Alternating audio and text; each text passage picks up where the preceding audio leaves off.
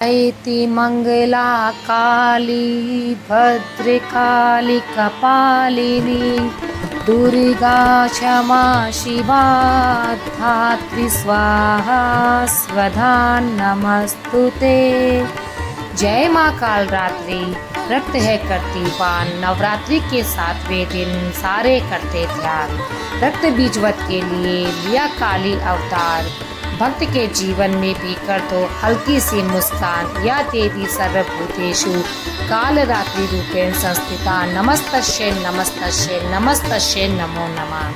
प्रिय भक्तों, आज अश्विन मास के शुक्ल पक्ष की सप्तमी तिथि है और आज का दिन भूमंडल की अधिष्ठात्री देवी माँ कालरात्रि को समर्पित है। तो आज मैं आपको सुनाने जा रही हूँ माँ कालरात्रि की बड़ी ही दुर्लभ कथा। तो आप सभी भक्तजन इन कथाओं को बड़ी श्रद्धा और प्रसन्नता मन से सुनिएगा। पौराणिक कथाओं के अनुसार शुंभ और निशुंभ और रक्तबीज नामक 3 दुष्ट दैत्य थे। इन तीनों ने मिलकर तीनों लोकों में हाहाकार मचा दिया। समस्त प्राणियों और देवताओं के सामने जीवन संकट उत्पन्न हो गया था। इन दुष्ट दैत्यों के बल के आगे कोई भी अस्त्र शस्त्र टिक नहीं पा रहा था। अंत में परेशान होकर सभी देवतागण भगवान शिव के पास पहुँचे और उनसे समस्त प्राणियों और अपने प्राणों की रक्षा की गुहार लगाई। तब शिव जी ने कहा कि देवताओं की व्यथा को समझते हुए उन्हें शीघ्र ही इस संकट से छुटकारा दिलाने एवं समस्त प्राणियों की सुरक्षा का वचन दिया। शिव शंकर जी को पता था कि इन दैत्यों का संहार माता पार्वती ही कर सकती है। इसके बाद भगवान शिव ने माता पार्वती से कहा, हे देवी, आप आदि शक्ति जगत जननी जगदम्बई है। आपके तेज का सामना तीनों लोक में कोई नहीं कर सकता। आप इन दुष्ट राक्षसों का वध करके इस सृष्टि की रक्षा करें। शिव जी की आज्ञा पाकर माता पार्वती ने दुर्गा देवी का रूप धारण किया तथा शुंभ निशुंभ और रक्त बीज का वध करने निकल पड़ी। मगर उन दानवों को समाप्त करने में एक विकराल समस्या थी। रक्त बीज को ये वरदान मिला हुआ था कि जहाँ भी उसके रक्त की एक भी बूंद भूमि पे गिरेगी, वहाँ रक्त बीज के जैसा दूसरा दानव उत्पन्न हो जाएगा, जिसके कारण उसका वध करना अत्यंत ही कठोर हो गया था।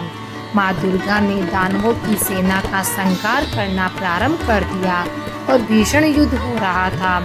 ऐसा लग रहा था जैसे पृथ्वी रक्त से लाल हो जाएगी। माँ दुर्गा अपने सिंह पर सवार होकर दानवों के खेमे में प्रलय मचा रही थी।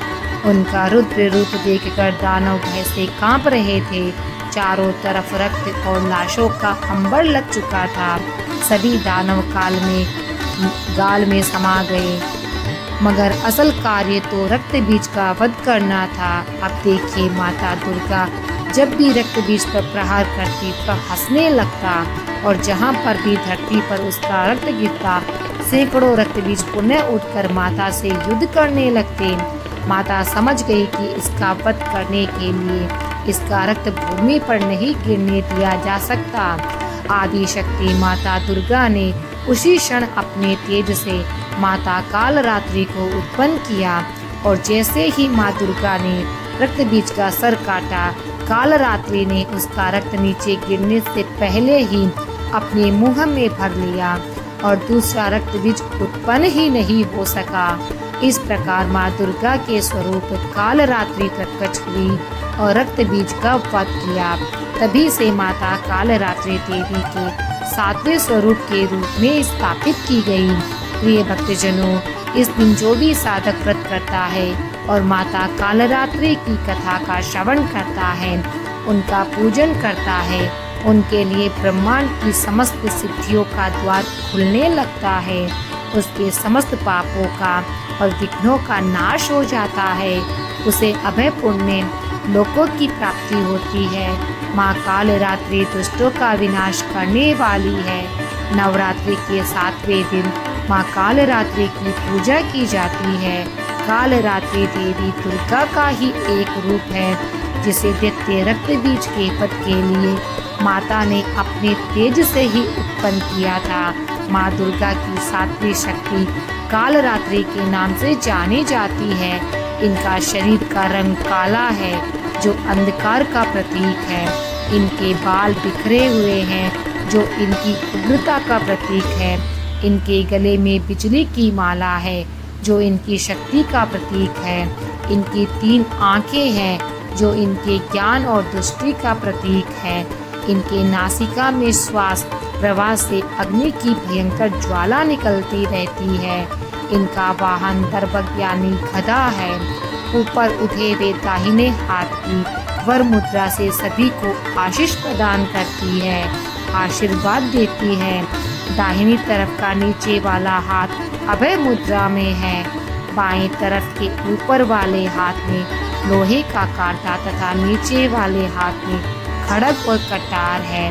माँ कालरात्रि का स्वरूप देखने में अत्यंत ही भयानक प्रतीत होता है, लेकिन ये सदैव शुभ फल देने वाला होता है।